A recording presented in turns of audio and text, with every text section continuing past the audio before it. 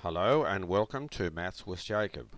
This lesson will focus on equations and problem solving worksheet.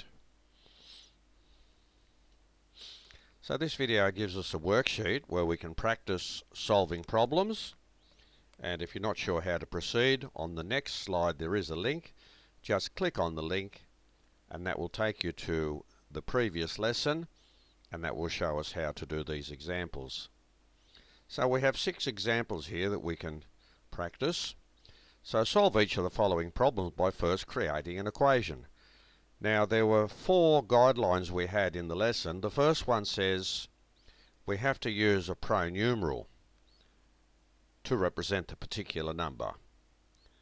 So for this first one here, if I add 5 to a certain number, I get an answer of 17.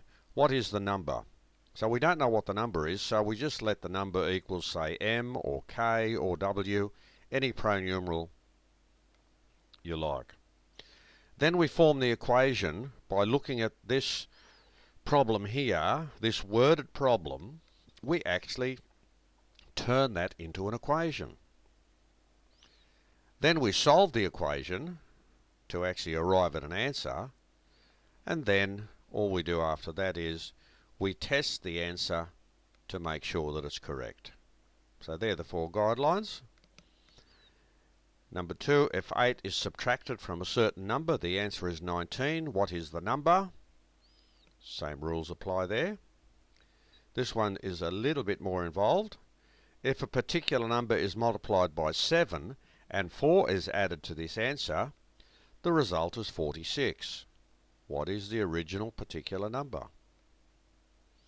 Number 4, if a particular number is multiplied by 8 and 9 is subtracted from this answer, the result is 47. What is the original particular number? Now the next 2 are very interesting, but we follow the same rules. A certain positive number is squared. Now squared means that the number is multiplied by itself. And 7 is added to this answer. If the result is 88, what is the positive number? Now it's important here to note I am just after the positive number as the answer.